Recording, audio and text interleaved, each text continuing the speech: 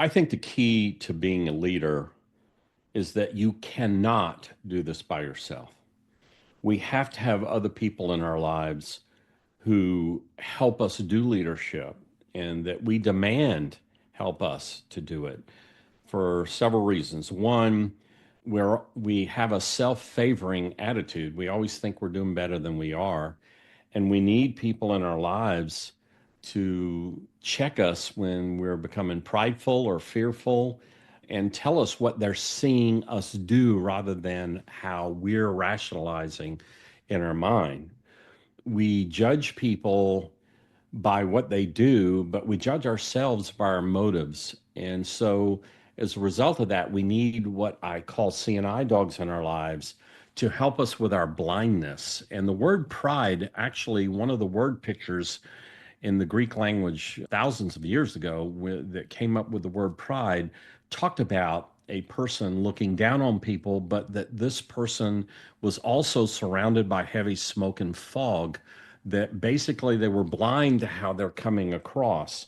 So we need people in our lives, which again, because we're blind, we need CNI dogs who say, hey, why are you making such a big deal out of this? Why have you not followed through and dealt with the problem employee? Why are you in your office so much?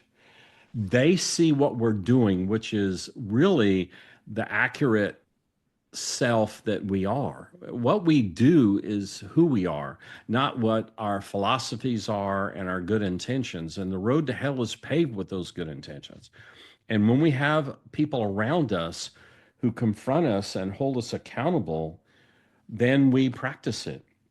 And if you don't have it, you won't. A story that's close to my heart was about 20 years ago. I had a confrontation with my daughter.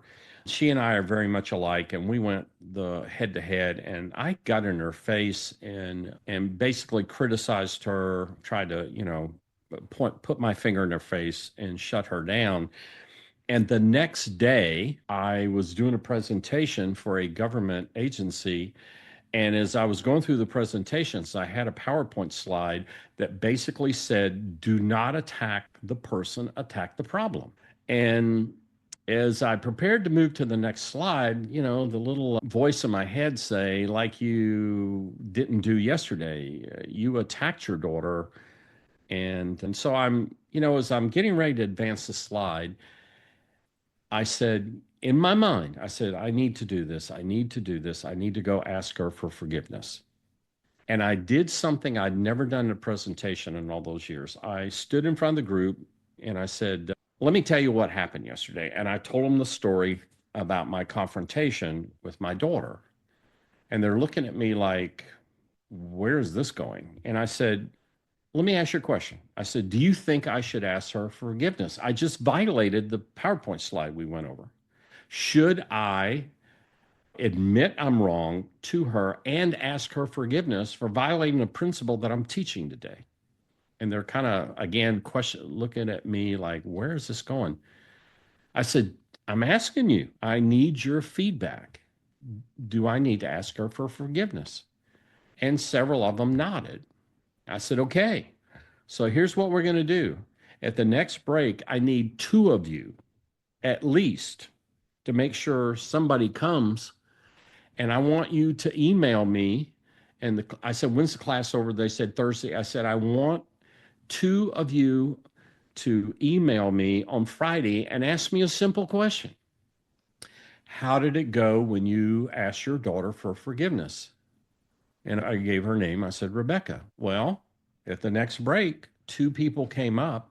One of them had a Franklin Daytimer, 366 pages and big thick binder. He had flipped it open to Friday and said, I need that email address, Mr. Enter. And I told it to him.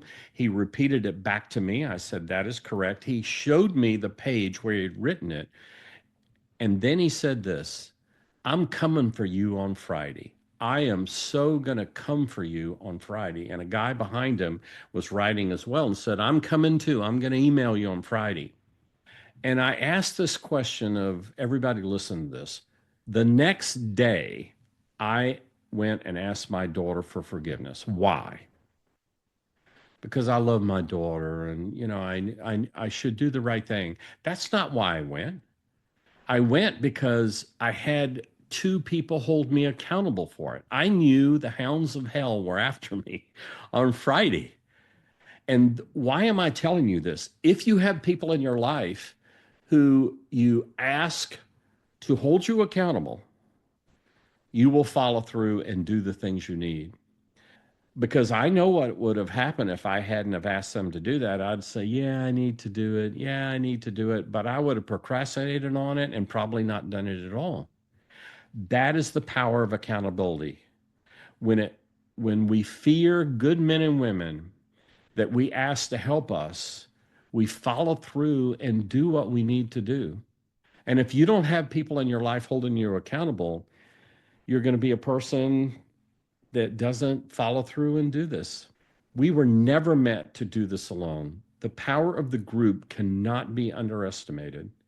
And we need to have men and women in our lives who help us practice what we know we should do and help us to be effective leaders. And if we don't have it, we're going to fail like most managers.